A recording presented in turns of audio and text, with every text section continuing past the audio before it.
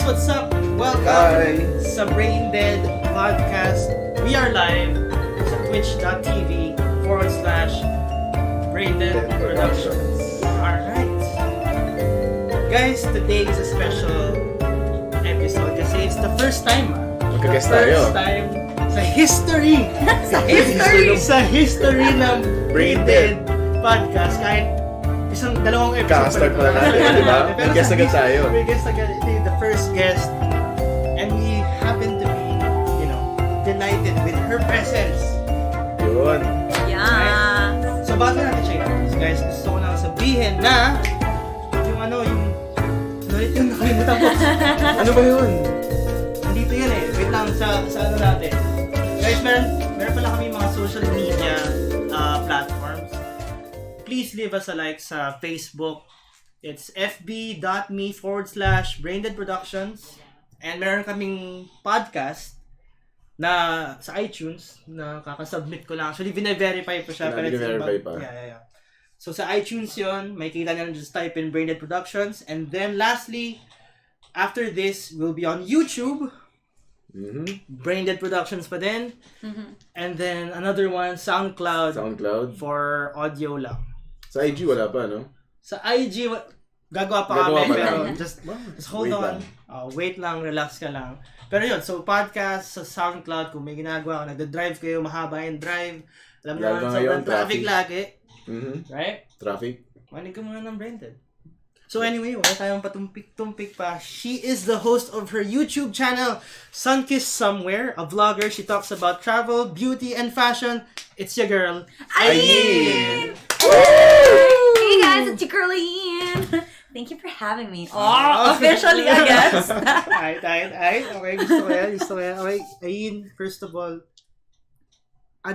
what are you about? Kumbaga, tell us what you do. Tell us a quick glimpse.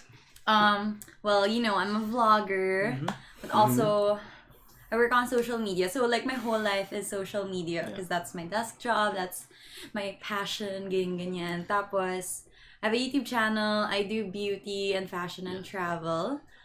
But mostly it's always about morena, makeup, ganyan. So madami akong naglalaban.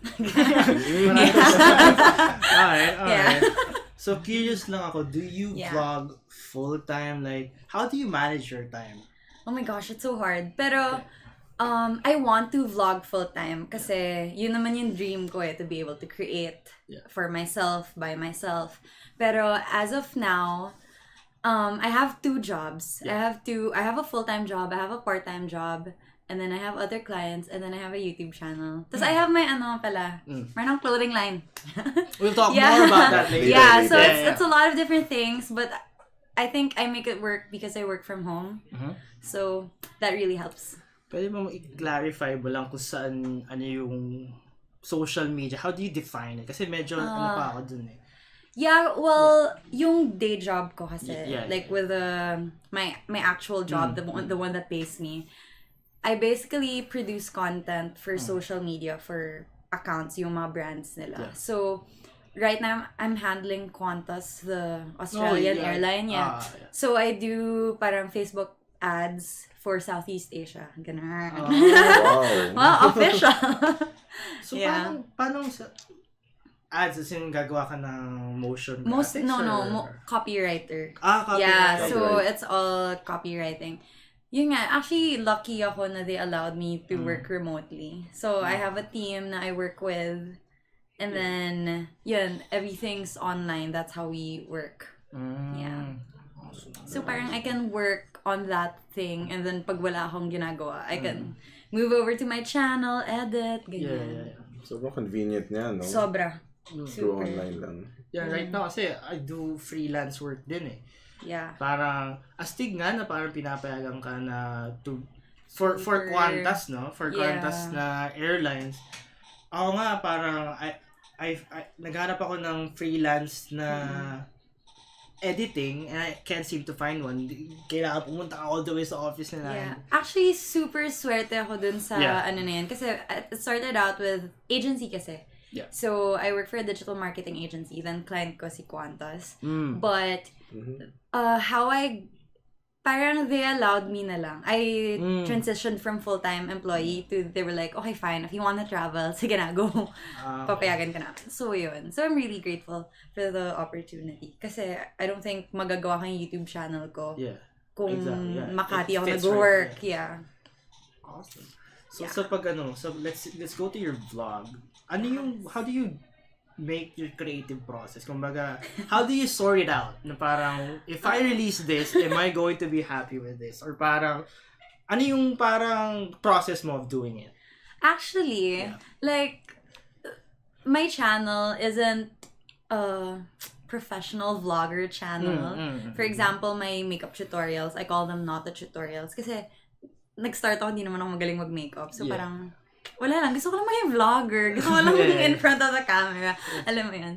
So, my process isn't exactly a process. Parang biglang, this should be spur of the moment. Yeah, all the time. Yeah. So parang, I should probably do a video on this one. Tapos, yun na, that moment, I'll be like, okay, jot down notes kung may notes ako. Yeah. Then camera, film, and then, which is hard because the thing is, if you don't plan it ahead of time, pag nag-edit ka, biglang, oh my God, 40 minutes of footage para sa 8-minute video. Ano ba to?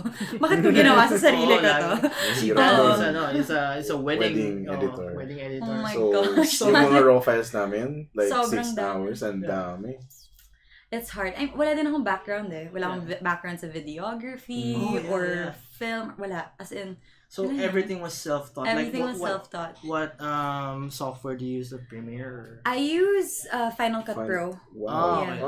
Yeah. It's easy naman. Parang pretty basic. Wala naman akong effects.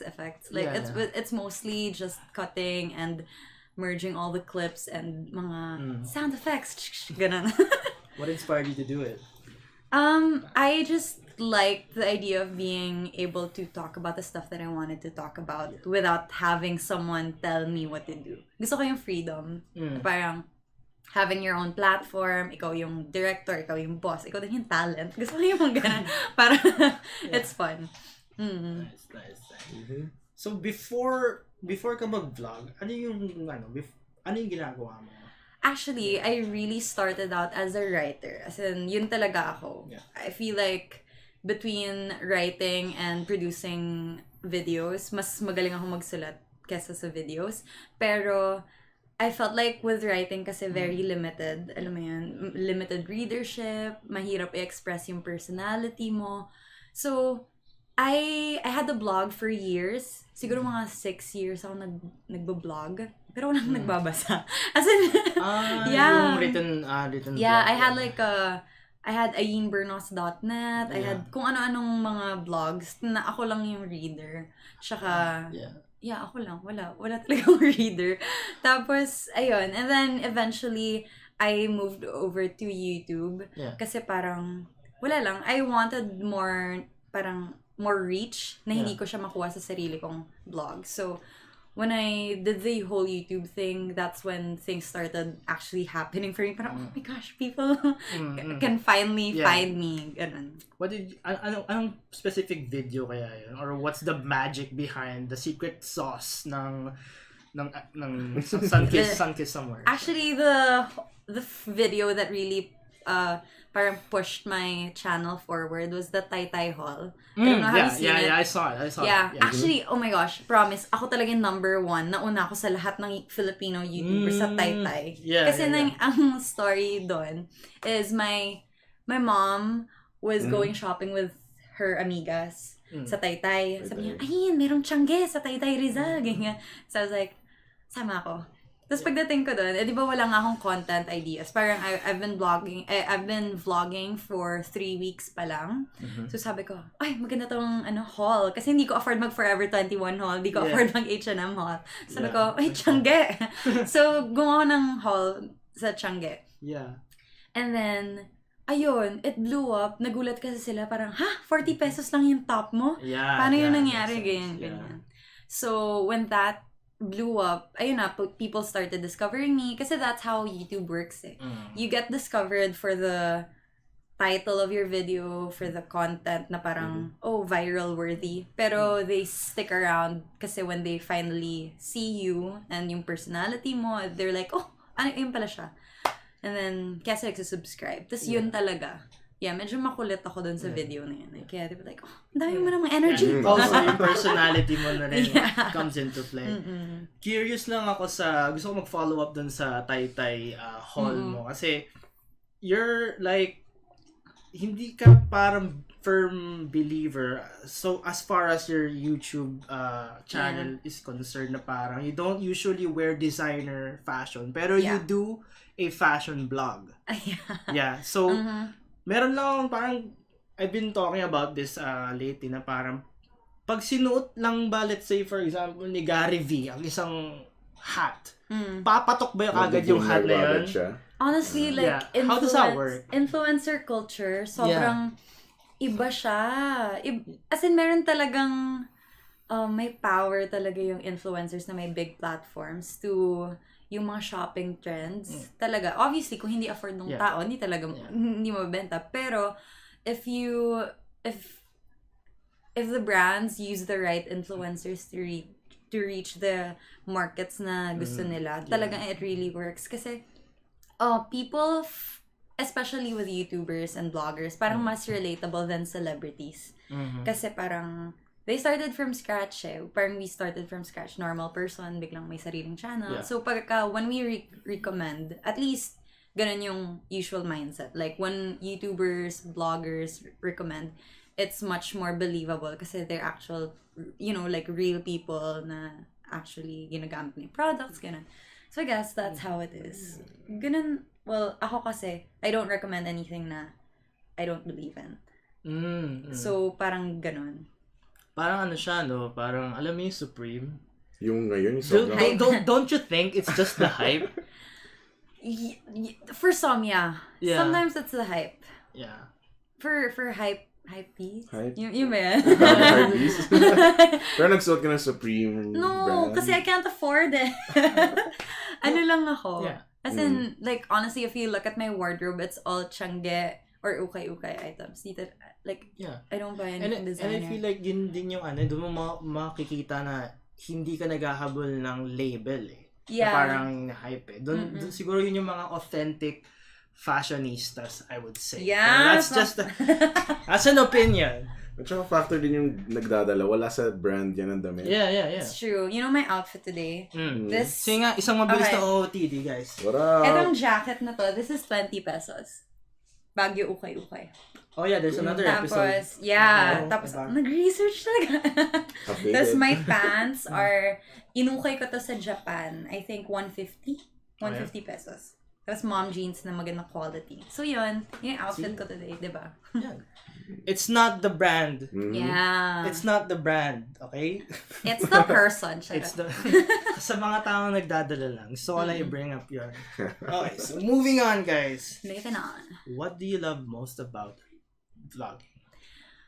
I like creating stuff and being at the center of it. Medyo superficial. I like the attention. Charot. Pero gusto ko yung I bring something to life. Na parang idea ko lang siya at first, and then gagawin ko siyang project ko, and then gagawin ko yung execution. Tapos after uploading, makikita ko yung feedback from people. Tapos malalaman ko na nakatulong sa kanila, or like, at Ayn, I needed to hear this, or I needed to see something like this. So parang, ayun, it's fulfilling to be able to create stuff and then see where it takes people. Yeah. At the end of the day, yun din yung art right? Parang for sure. Kailangan nag-resound sa mga tao. Yeah. Alright. It's my favorite part. So it's not only hindi ka nagba-vlog lang, you do also talks. I do. So then, walk us through sa mga talks na ginawa mo, and how were you able to get invited to such premiere talks? Yeah, so I'm a speaker. Ganun, parang, yes, host, I'm a speaker. So I get invited to school events or mga corporate, usually, so iba-iba kasi yun. So I do a lot of things. So I do social media work. Yeah. So sometimes they would invite me for career talks, like parang talk about a career in social media or ganyan. Or last month, I think I was invited by Estee Lauder to train their staff about social media. So parang tinuruan ko sila how Instagram works, how you can maximize your reach on Instagram, ganyan. So I was doing that. So it's like career, and then the other part is vlogging. So parang how was your experience as a vlogger? How do you deal with this, that, ganon. And then the last part is I think favorite ko na kind of talk is when they invite me to talk about empowerment and confidence. Yeah, yun nga yun. Gusto ko maganda. Confidence. Yeah. Parang, alam mo yung saying na fake it till you make it? Oh my God, it's so true. Yeah, gusto ko. So true.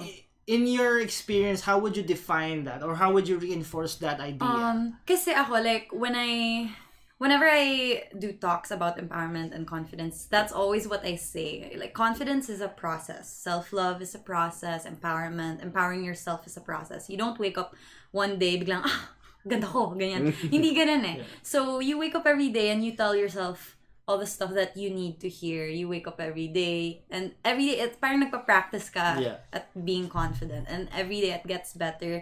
You get better, you get a little more confident, and you believe yourself as you're faking it. Parang, how would you convince others kung hindi mo ma-convince sarili mo? So, parang ako, parang sasabi ko lagi, I'm so confident. Ganyan, parang, alam mo yan, lagi ko lang pinapuri sarili ko kasi syempre sinong papuri sa akin.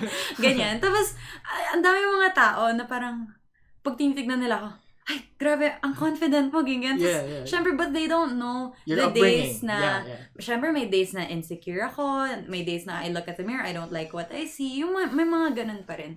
Pero the thing is, I don't let that show kasi feeling ko, pagka pinakita ko sa ibang tao, mas nagiging totoo yung insecurities ko. Whereas, pag pinakita ko yung confidence ko, parang mas nabibuild lang na everyday, oo nga, totoo, ito talaga. And then, ayun na, now feeling ko mas totoo na siya than fake. Mas ano na ako, mas comfortable na ako sa personality. Yeah, it's very boring. So, ayun. Yeah. Hence the tagline, I would suppose, ng Sunkissed Somewhere is confidence. Nakakatawa kasi actually joke lang yun. So, whenever I would magme-makeup ako, ganyan, tapos papaganda ako, ganyan. Sasabihin ko, parang joke lang, yes, confident. Gaganan lang ako. Tapos people started commenting na parang, yes, confident, ganyan. Tapos eventually, I made it my outro na parang, bye guys, stay confident. Oh, ganun. So, it was a joke. It was all a joke. Like, I didn't mean for me to be the confident YouTuber. Every good idea is a joke. Yeah. I feel like ganun yan. Alright, so we are going to dive in. Sorry. Before that, gusto ko lang, kasi ako, for me, or I think I speak for a majority of people that has,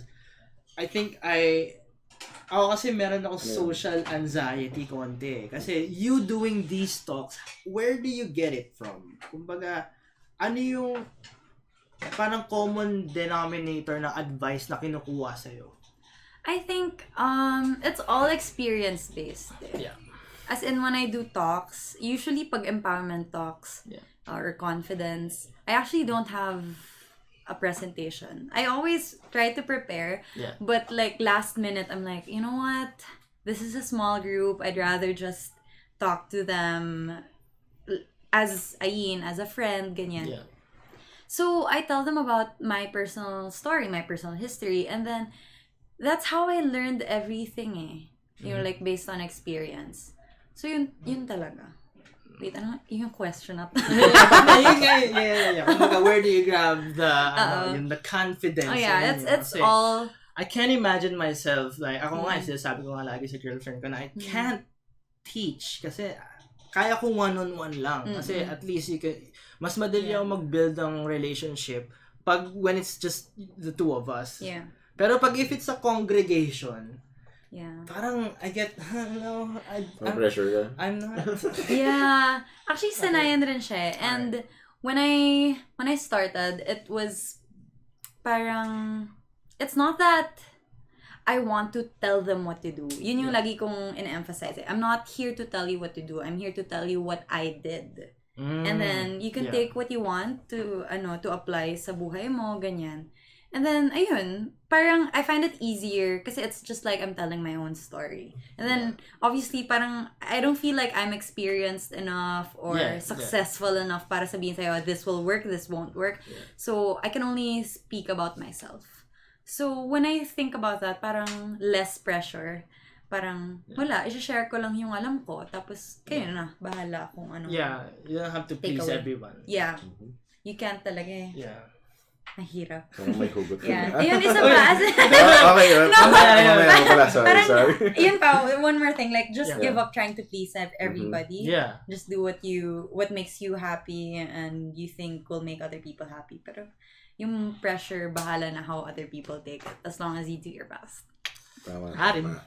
Alright. Okay, we're gonna dive in. Oh my gosh, ito na ba talaga to?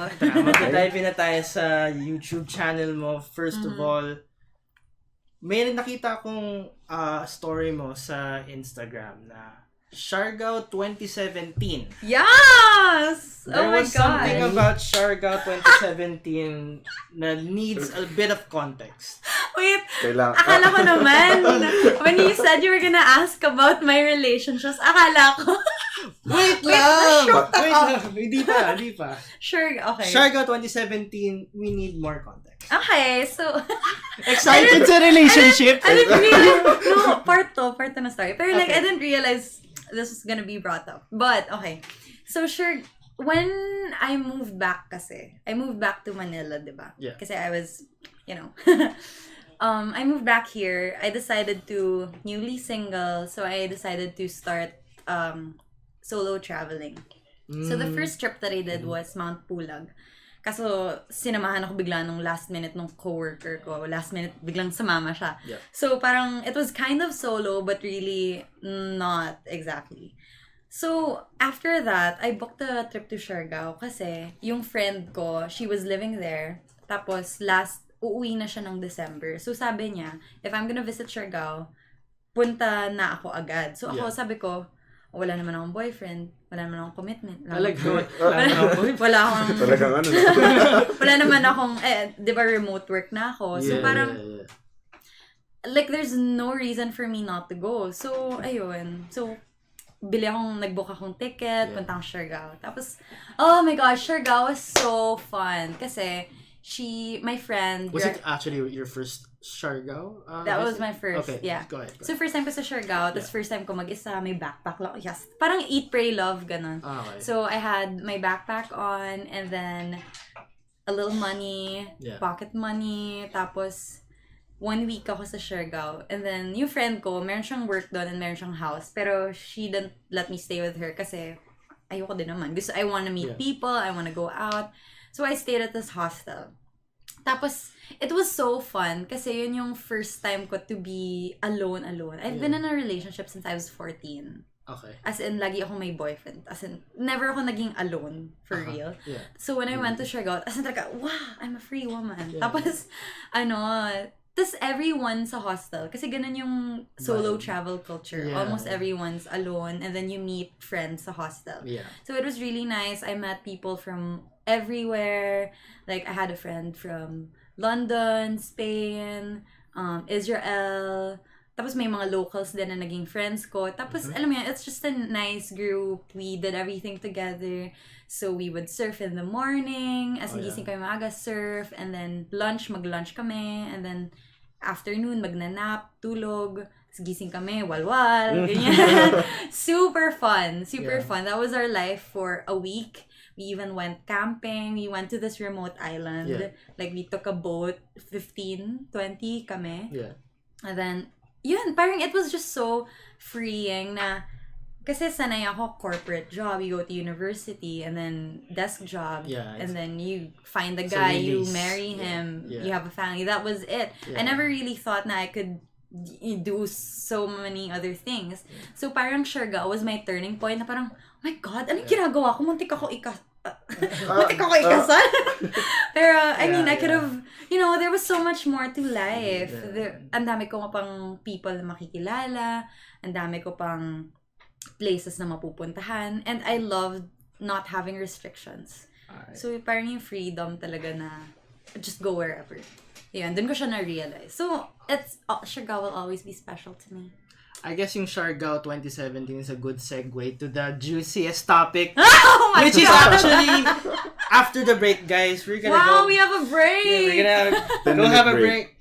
We're gonna have let's go for 5 minutes. 5 minutes. Okay. Let's go for a 5 minute kasi we don't want to yung momentum eh. Okay. Alright guys, may break tayo. We'll be back. Guys, we are back. Welcome back. That was a good break. Nakainom namin tubig.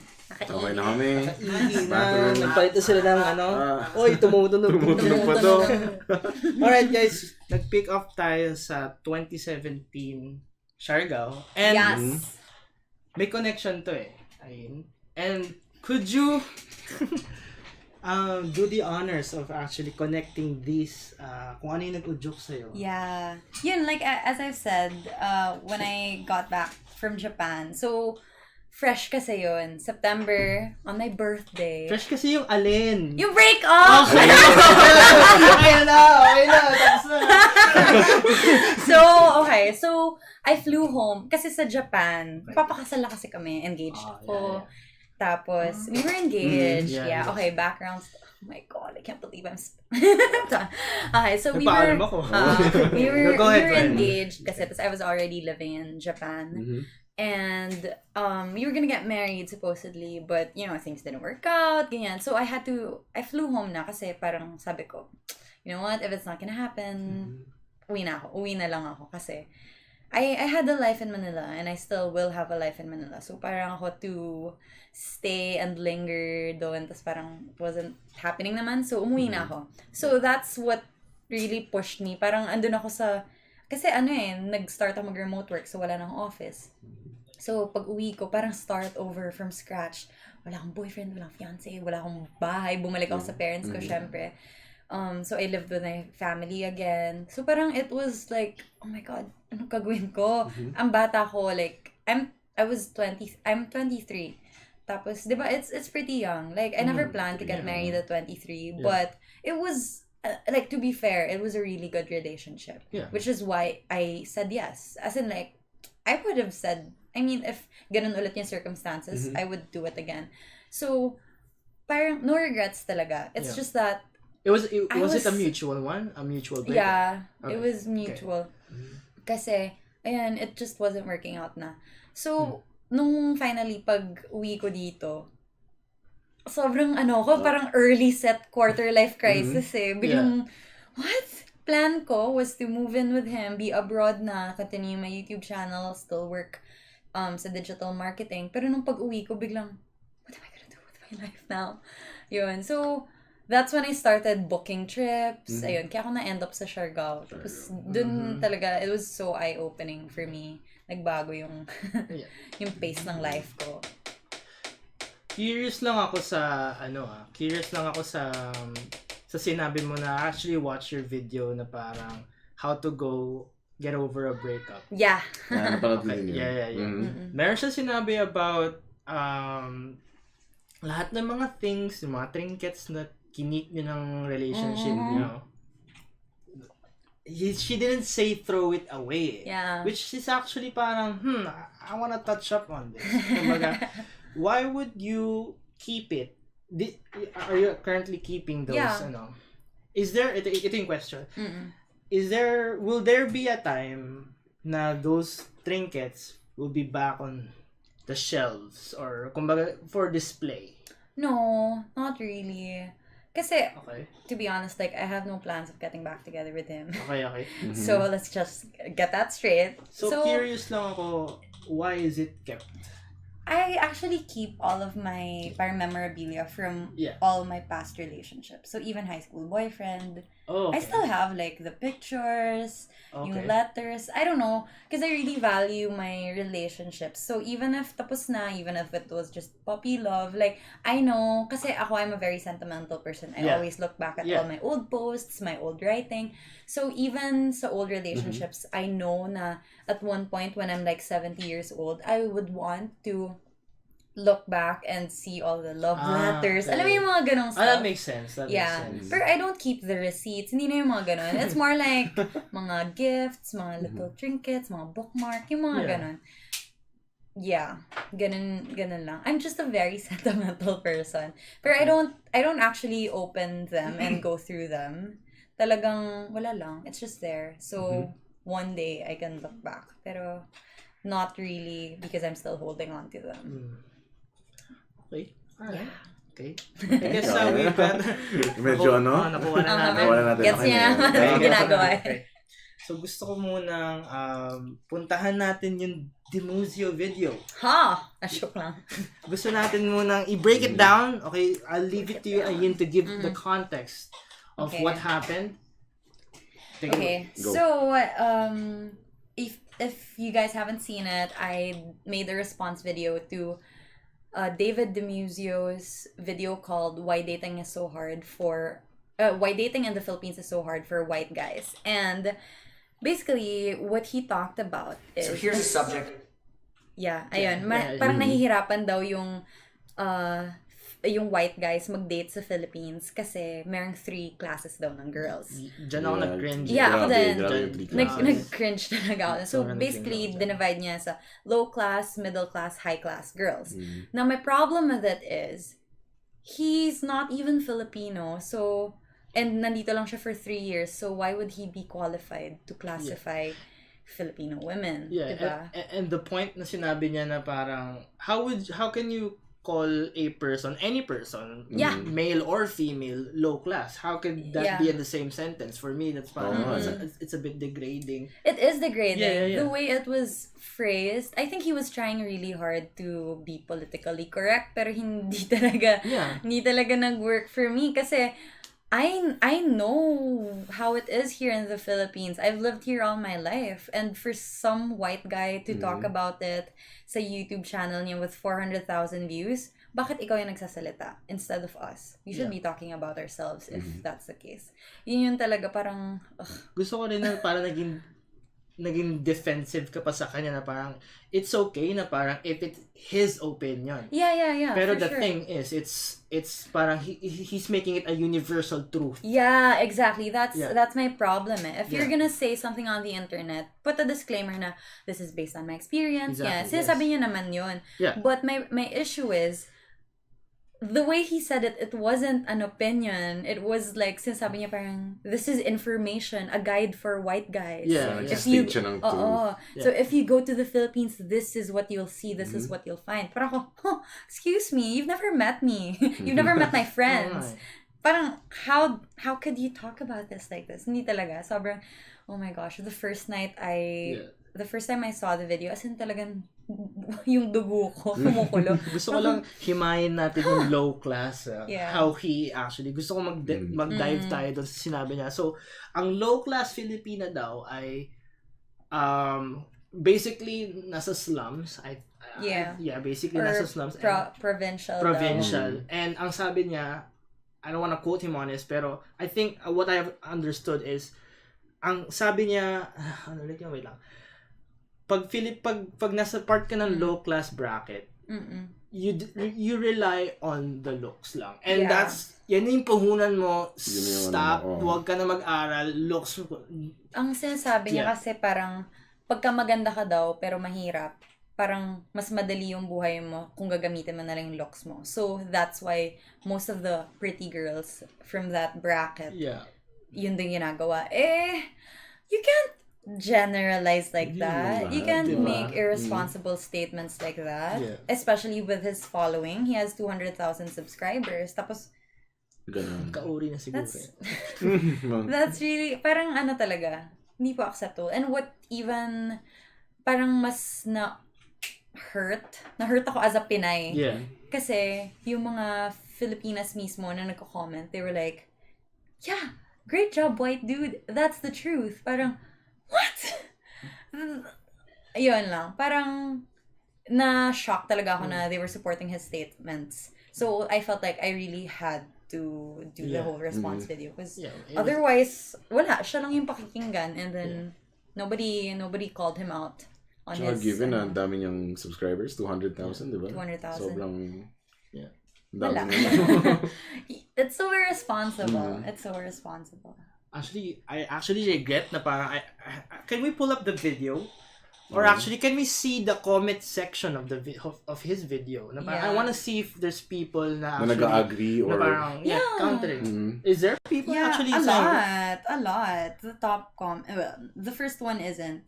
Actually, may mga nag-defend naman sa Filipinas. Talaga. Pero, ang weird it's kasi still crazy na parang, may mga Filipinos mismo na they were like, I'm Filipino but I agree with you. Pero ako, what are you trying to prove? Like, what was that comment? Yeah, there was a comment na parang, I'm Filipino and I agree with you. Ganun. It's kind of weird. What? Parents lang yun. Meron.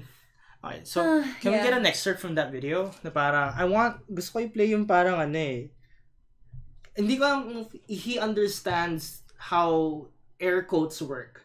Natawa ako sa sinabi niyang Spanish blood eh. Oh, yeah. Natawa ako. Yeah, that's one more thing. I mean, he kept claiming a lot of things on his video. Yeah. And these videos are not factual. These comments are not factual. So, parang, wala kang authority to talk about this by proving to us na hindi mo alam kung ano yung nangyayari sa Pilipinas. So, why even make a video about it? Yeah. Okay, and video? Yeah. Can we just... Oh my God. Career actually was just really taking off musically there. I was dating a girl at the time, a Filipino girl I'd met abroad. We dated for about 2.5 years. And then we broke up soon after I was in the Philippines. So, I mean, I was heartbroken because we'd broken up, but at the same time, I was thinking, I must be in a really good place. I'm starting to have some hit songs here in the Philippines. And, you know, I'm a young guy, I'm a white guy, and I'm single. Stop mo dyan. I'm a white guy. Natawa ako na parang inulit mo yung I'm a white guy. Yeah, that was my whole Kasi it just, it proved to me where he was coming from. Sinabi niya where he was coming from. And yun yung tingin niya sa sarili niya. Like, from his position as a white guy, he should have an easy time. So, parang may entitlement. Yeah. Na parang, kasalanan pa ba namin na hindi ka namin gusto? Porket white guy ka? So, ayun. He has to say that. It's kind of weird. It is weird. So, parang, Curious lang ako how you stumbled upon this video. Yeah, it was, you know, my usual nighttime routine, nanonood ng YouTube videos. Tapos nakita ko sa suggested. Sabi ko, what? Suggested? Una sa lahat, he said, why dating in the Philippines is so hard for white guys. Tapos parang ako, parang hindi naman. Parang madali lang naman. I mean, ang dami namang white guys na when they come here, it's easy for them to connect with Filipinas kasi parang culturally, they get along. English is widely spoken in the Philippines. So parang ako, like, sobrang na curious ako. Parang, nahirapan ka mag-date? Parang, kaya pinanood mo, no? So pinanood ko. And then he started all the statements. And I was like, no. I don't think I can let this pass. It's like that night mismo, I transcribed this video. As in, sinulat ko lahat. Pause. Okay. 1 minute, 50 seconds. He said, what? Tapos ganun. As in, talagang sabi you ko. transcribed every word? Yeah, of the ones I wanted to quote, ganyan. Kasi sabi ko, if I'm gonna do this, if I'm gonna call someone out, I'm gonna do it responsibly, at least. Unlike him. So, ayan. So, ito, I have a question for you on that. Ito gusto ko medyo open mind ka lang dito. Pero do you think there's a scary truth behind his philosophy? Definitely. Kumbaga, hindi naman siya magsasabi ng mga ganong klase kaagad eh. Kumbaga may pinanggagalingan yun eh. Is it actually... Definitely based on his experience. Yeah. It's true in his reality. Yeah. It's true. It's for sure true. Kasi yun yung na-experience niya. Yeah. Yun yung pinagdaanan niya ng friends niya. So, I guess, his circle, his reality, his life here in the Philippines, that was the truth. But the thing is, his situation won't be the same situation as every other white guy. So again, we go back to his opinion versus him presenting it as the universal truth when it's not. So, and don't you think it's kumbaga, is it actually a inconvenient majority that believes in this? We can't really say again. Parang every person, we have our own individual experiences. We interact with different people. So, parang it's such a hard situation to kind of generalize. So even ako, I can't generalize as a Filipina. I can't speak for every Filipina. I don't even know the statistics kung ilang percentage yung lower bracket or yung middle class. I can't even say that. So even I, as a Filipina na born and raised here, who dates white guys, na parang I should know all the facts and such, pero I'm not comfortable talking about it and claiming, claiming things to be true. So parang ang issue ko talaga is why would you do that? Why would David do that? Kung ako nga mismo hindi ko pwede gawin eh. Hindi ako qualified. Paano pa siya? So you said na he actually challenged you. Yeah, he did. Tell us more about that. How did that go? That was really interesting. So, the thing is, with my YouTube videos, I don't clickbait. I don't do that. I don't jump on trends so I can get views. As in, sobrang, that's one thing I would never do. Unless I really want to. For example, Tay Haul. I would do my Tay Haul because I want to do a Tay Haul. It's not because gusto ko ng views or jump on a trend. So when I called him out with my video, I wasn't expecting it to blow up really. I wanted my existing viewers to hear my side and parang realize why false yung statements ni David. So, ayun, parang nag-rant kasi ako sa Twitter the night before I filmed my video. I was so mad. I was writing, I was ranting. And then, that thread blew up. So, parang ang dami nag-retweet. Ganyan, parang, ano ba naman tong nagalit din sila? Can you actually pull that up? Can we pull that tweet up? I think it's deep na in because I tweet a lot. Pero, basically, I started tweeting about that. I was, like, rage tweeting. And then, ayun, umabot sa kanya, eventually, yung video ko. Somebody tagged him, I think. And then nag-comment siya sa, pinanood niya daw yung video ko. And then he commented, he was like... What did he say? He said, "Hey Ian, can you... do you want to talk about this? I'd love to talk about this in person or online. And then we can record it and upload it. Ganyan. We can have a debate. Ganyan." And then sabi niya, parang... "Oh, it's funny how you said in your video, low-class girls. You also used the term low-class girls when you got mad at me for it." Ganyan. Tapos parang sabi ko sa kanya, "Okay, David, I see what you're doing here. You want to create a viral video with debating with a Filipina, talking about this controversial topic." And I told him, if I agreed to debate with you, then I would only contradict myself. Kasi my whole point was that nobody should be talking about Filipinas other than Filipinas themselves. Like, if my conversation's about Filipinas, dapat kami yung nasa center, hindi ikaw. So, if papayag ako na mag-debate tayo, edi binigyan na naman kitang platform to once again talk about us when in the first place, it wasn't your place. It was never your place. So, ayun. That's why I was like, nope, we're not debating, and this is the last time. Like, either you accept this and apologize or you let it go, because I said what I said and I mean everything. So yun, tas sinabi ko rin sa kanya na response video yun. So naturally, ginamit ko yung word choice niya. I wouldn't call low class girls. That's just like, diba?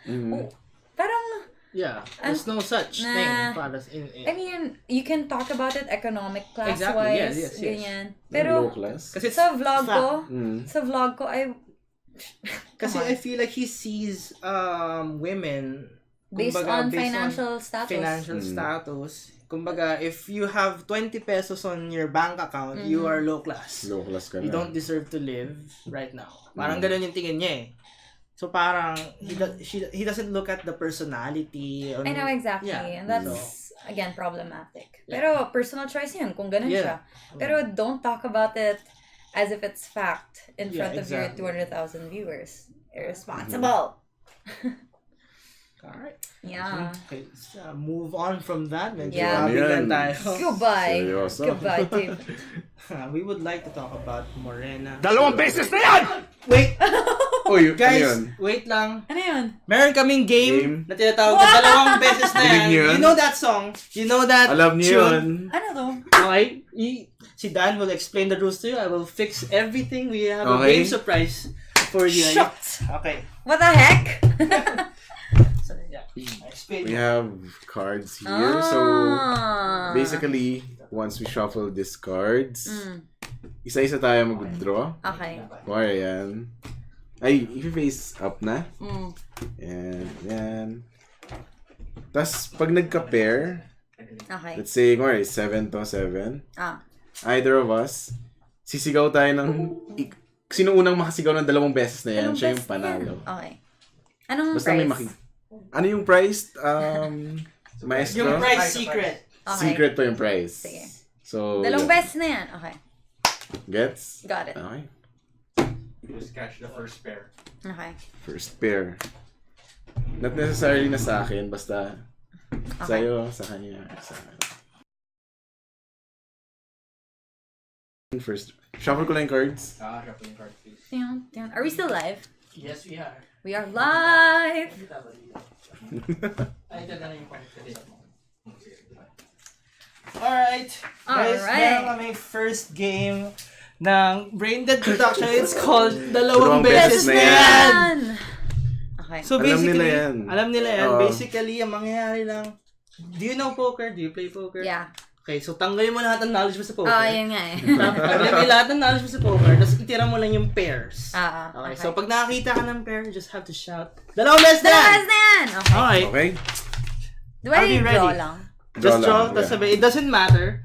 Okay, say practice round lang. Practice muna tayo. Okay? Okay? Dalawang beses na yan! Diba? Ganon, Oh, ganon. ganun lang. Okay. So, magja-judge yung aming moderator. Nauna ako. Kasi, Okay, okay. Fine. Alright, sure. Sige, diba? Okay, so, magsha-shuffle lang ako.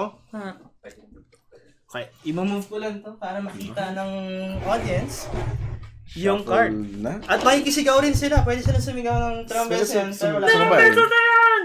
Sana makita na yung cards, diba? Dalawang beses na yan. Ito lang yung gamit ko. Kasi hindi ko na makabang dito. Baba mo na lang sa table. Alright, guys. Guess nyo naman siguro yung rules. Gets na ba na lahat? Gets na? Okay na. Scored na to, Raise to 3? Guys, a lot on the line dito. Oh, wow. Kasi feeling ko, yung prize na to, hiningi nyo to nung bata pa kayo. Okay, sige. Hiningi nyo to. Yung...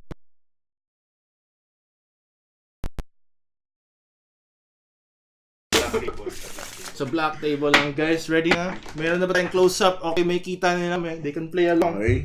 Okay, ready Oops. First to three. First to three. Okay, first to 3. First to three. Are you ready? Sino muna? Our guest first. Ayun. Yes. And to her left. Right Wala pa, pala, syempre. sorry. Wala pa. Medyo intense to. Kasi, Pause. What's happening? Hindi pwedeng i-pick yung card, kailangan draw agad baba. Hindi ko lang pinipik. Ay, palaya! Hindi naman ako nag-pick. Kasi kapag pick, malalaman mo kagad kung ano yung sisigaw ng kabila. I'm not picking. Question. If nasa akin, may 10 ako, tapos may 10 ka, dalawang beses na yan. Dapat Or sa can hand. it's the Sa same? Sa Okay. hand. So, Do you want to go again? Or? Okay, no, let's continue. Okay. continue. Si Ayn na.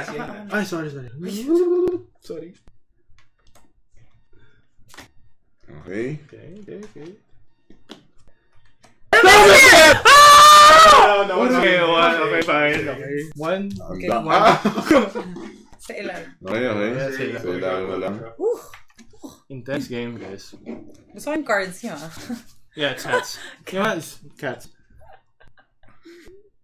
False one. Yun, oh. Kung bakit niya gusto si cats. Alright. I'm a dog person. Sorry. Wala kaming dogs. Ayan si Caramel. Okay, go ahead. Caramel. Okay.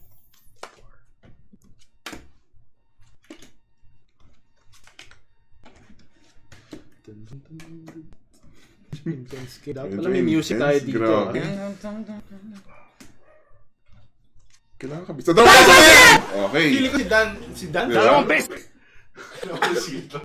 Ano na ako? Mauna ka? Sabi mo ako eh. One Hilton. Okay. I will listen to our moderator. Moderator. I will listen to our moderator. Score standing is 1-1-0. Okay, bro. 1. First to 3. Ayun. Okay.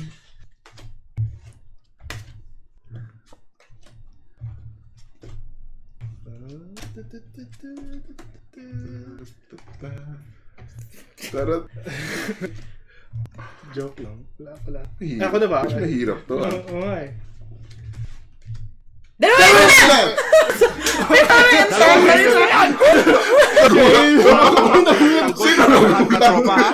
ko kaya mag-relax, eh. Intense kasi yung game. Yeah. Kailangan dito ng quick hands quick.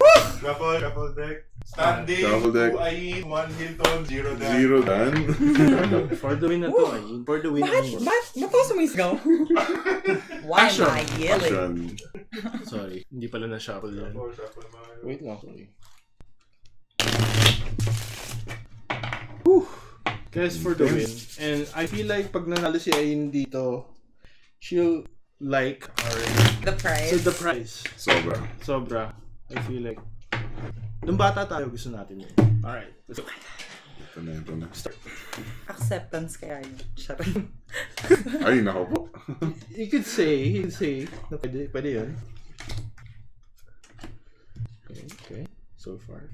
Okay, wala pa. Ang dami natin pair dyan no? Wala si Dan. Ba't ako Nakamatay! Delikado yung game. Hazard. Standing, 2-1-1. 2-1-1. Last score, Ayin. Win. So, win na. Ano ba? Come on! Okay, Ayin, let's do it.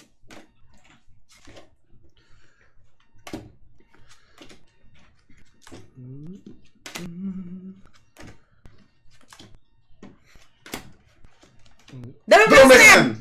Ay, si Ayin. Wow, okay, we have our grand winner. Unang-unang pinagtanggol kita sa lahat ng tropa. The first ever winner ng 2 beses na yan. We'll chalk it up. We'll have a Ayin, congratulations. Hall of Fame sa Brainded Production. Brainded Podcast. Brainded. Congratulations, Ayin. Thank you. Salamat. Okay. And for our prize. Prize. Ayan na tayo. Asan yung prize?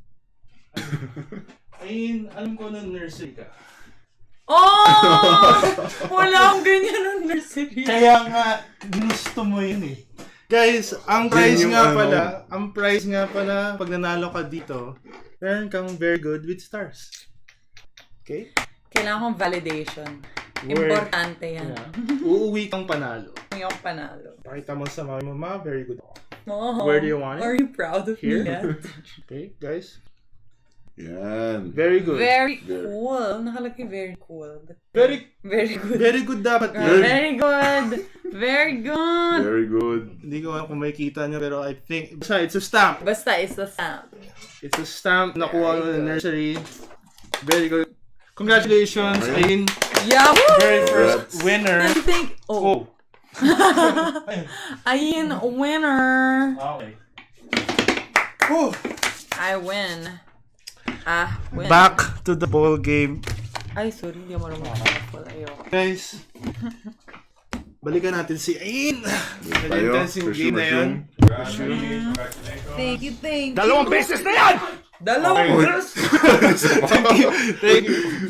Oh, next week, meron yan. Okay, guys. Punta tayo sa Morena Clothing brand. Yes. Tell us what's all about. Ano yung beliefs? What's the inspiration behind it? So, it's called Morena the Label. Yeah.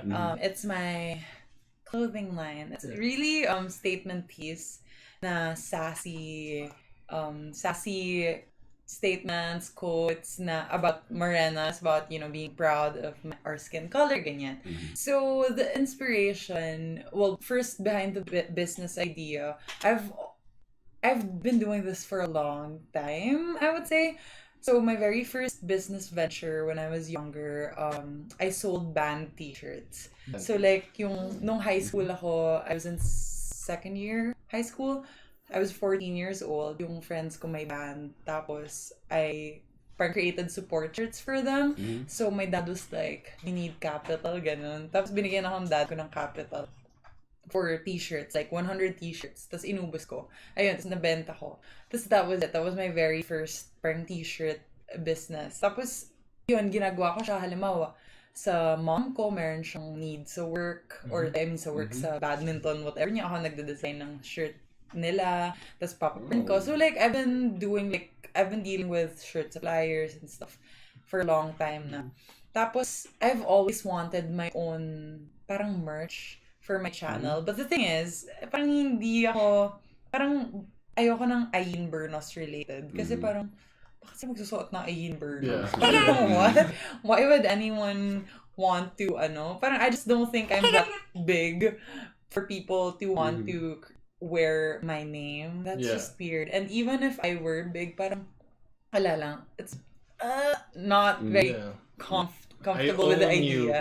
Oh, gano'n. So, I wanted something that could be for, everyone, especially people na yung audience ko nga sa channel ko. And my whole branding is all about being morena. I always talk about colorism and skin color discrimination and then my experiences as a morena girl. So, I want people to be able to parang have the label on their chest. Kasi actually, alam yung quote, do you watch Game of Thrones? Yes. Yeah. This is the Peter Dinklage one. Yes, the Tyrion Lannister said, parang, listen here, bastard. Don't forget what you are, the rest of the world will not. Use it as armor and it can never be used against you. So parang embrace mo yung flaws na sinasabi ng society. If you embrace it and own it, then no one can hurt you with it. So parang yun yung whole idea ko na parang wear your label. So that's why Morena the label. So I have Morena Girls Represent, and then I have this sassy tea na I like my tan tita. So, the things you want to say, you've always wanted to say, defend yourself, but you never had the audacity to. Wala, ayun din siya lahat. Meron ako that melanin though, mga ganun. It's really just sassy stuff na I personally would wear. This other people would wear as well. So ayun, it's been so fun. Kasi nakikita ko yung responses and people, yung support nila hindi lang just by buying the merchandise. They also send me messages. As in, some people don't even know na it's me. Some people na umabot sa kanila, they live in the States. Tapos biglang parang they message, thank you so much for the message that you're trying to put out. Ganyan. So parang, oh my God. It's very fulfilling, especially growing up nga na ako morena, tas I felt like wala akong masyadong role model, so I needed representation. Tas now that I'm a lot older and I've grown into this confident morena, parang I feel like it's my responsibility to be that role model na I didn't have. So, it's all about building up generations na parang eventually the stigma will stop. Kasi parang, I always have this conversation with my mom. Kasi yung mga tita ko, mga amigas niya, nagpapaputi, gluta, ganyan. Tapos parang ako, yung generation ko naman, yung mga friends ko, laging napapatan. Kung, like, whatever, kung ano man yung kulay nila, whether they're mestiza or ano, sobrang mas in-embrace ngayon actually, napapansin ko. And big part of it is how vocal, so other people are. And I want to be part of that. Parang, if I can be vocal about it, if I have a platform to talk about these things, then that's what I'm gonna do. So that's what I'm trying to achieve with both Morena, the label, the clothing line, and my YouTube channel.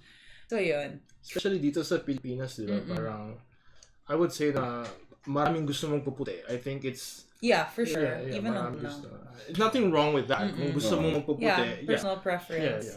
Pero, syempre, morena. You have to embrace what you are, right? It's more like giving morena girls the option to want to embrace their skin color. Kasi when I was younger, I felt like the only option to be pretty was to be light-skinned. So parang hindi option at all yung maging morena. Now, even if my option ako to be morena, pero gusto ko pa rin maging light-skinned, then that's fine. Personal preference. Like, I can't fault people for wanting to have lighter skin. But, again, parang just to empower people to have this other choice, to actually embrace what they already have. All right. Hey, we are actually 1 hour in, but we have a tradition here in Brainded na gusto namin, meron kaming recurring question sa lahat Okay. ng mga guests namin. And gusto namin, ito yung question na yun. Ano yung paborito mong ulam? Ulam. Paborito kong ulam. And why? Pwede bang, ba't kailang ulam? Pwede bang kanin? Pwede bang kanin? Kung nauulam ba ang kanin? Kung pwede mong ulamin tapos yung kanin mo yung ulam. Ano bang favorite kong ulam? Ang hirap naman kasi lagi akong gutom. Ang dami ko kinakain. Right off the bat. As in, Sisig. Kasi I wanna get sisig right now. Diba? Yung crunchy. Sisig Yung may hooray. chicharon. Oh, sisig hooray. Sisig hooray. The Sisig best. hooray. The best. Alright. Gusto ko ng sisig hooray. Sisig hooray. Sponsor na yan. Sponsor na to. Sponsor me, please! Please. Okay, guys, it's been a pleasure having you here, Ayn. Thank you for- Thank you for that. And that camera right there, tell us kung ano pang ginagawa, Go. what your plans, kung ano yung pwede mong i-plug. Okay. Go ahead. Yes. Go. Hello, guys. It's your girl Ayn. Thanks so much for having me, first of all.